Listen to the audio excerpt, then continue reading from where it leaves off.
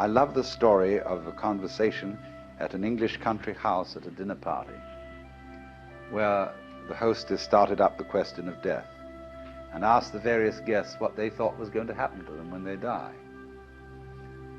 And some thought about reincarnation, and others thought about various kinds of different planes of being, and others thought they were going to be annihilated. But none of the guests had answered except Sir Roderick, who was a kind of a military type, but a very devout pillar of the Church of England. He was the church warden, chief of the vestry in the local country parish. And the lady said, "Sir Roderick, you haven't said a word. What do you think is going to happen to you when you die?"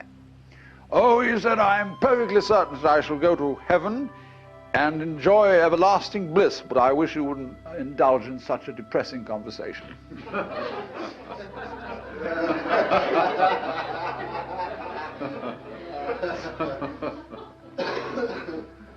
That's true, isn't it?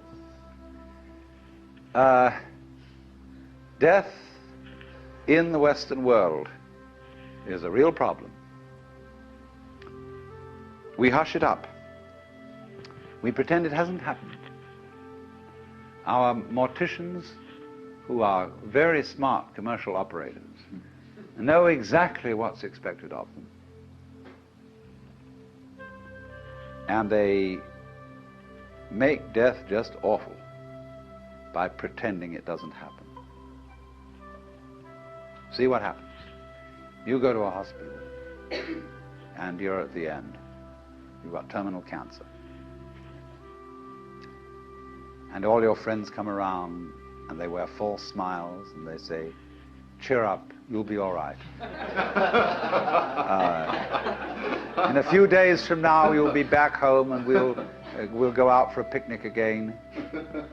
The doctors have their bedside man. You see, a doctor is absolutely helpless with a terminal case because a doctor's by social definition a healer, and he's not allowed to help you die.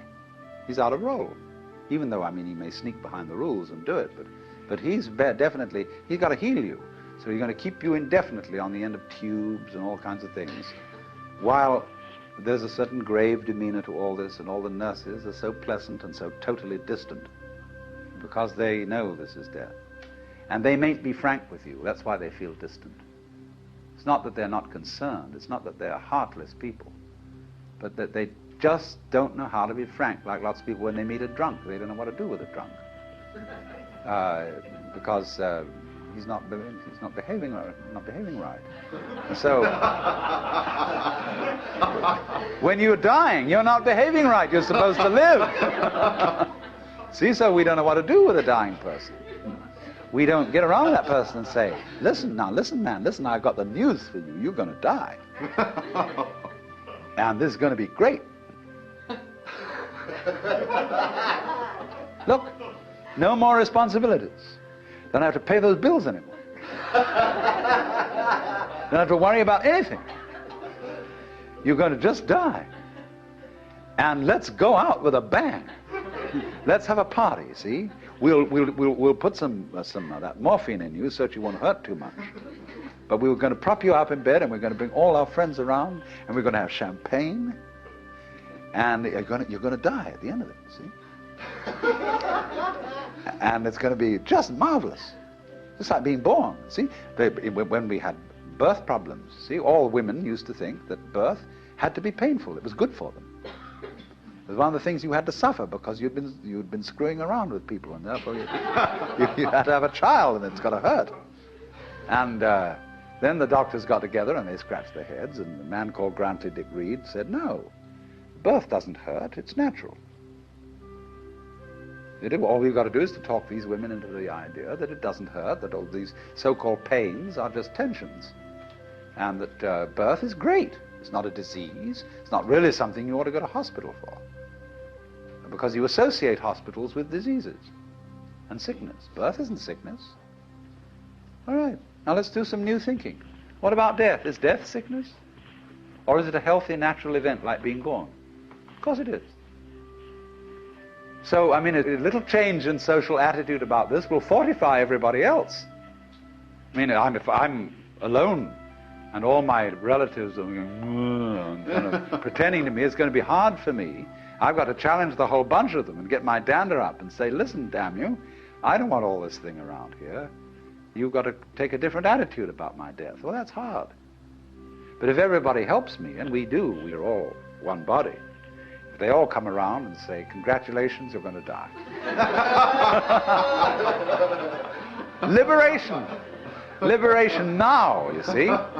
Because just before you die, I mean, look, I know very well a skillful priest handling a person dying can do this for them.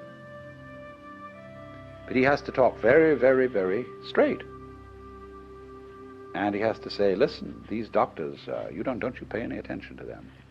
They're trying to amuse you and deceive you. You're going to die. This isn't terrible. But it's just going to be the end of you as a system of memories. And so you've got a great chance right now, before it happens, to let go of everything. Because you know it's going to go, and it is going to help you. It's going to help you let go of everything. So if you have any possessions left, give them away. Give everything away. And if you have anything to say that is you felt that you ought to say before you die, and that you're kind of hanging on to and it's bothering you, say it. I mean, I don't mean necessarily a last confession, but say it said that Adlai Stevenson, shortly before he died, said that he had been making a monkey of himself because he didn't agree with the government's policy about something or other. You know, he had to get that off his chest because he had a little thought in the back of his mind that things were catching up with him. You see? So the moment comes when this thing called death has to be taken completely, not as some ghastly accident, something that all the friends are going to stay away because you're awful. I mean, sometimes people, when they die, are in a very unpleasant physical condition. They don't smell good, they don't look good, and so on. But an enormous amount can be done with scientific methods to make things reasonably tidy from a purely sensory point of view. But the main thing is the attitude, that death is as positive as birth and should be a matter for rejoicing, because death is the symbol of the liberation.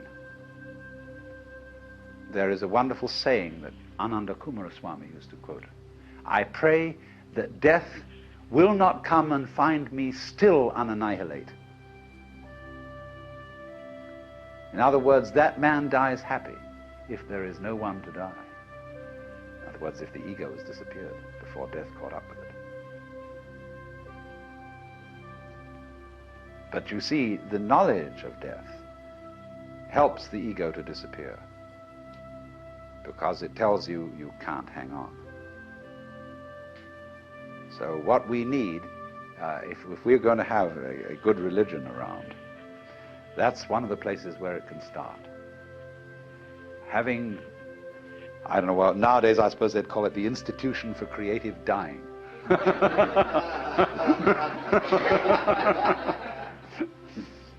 But something like that. And you can have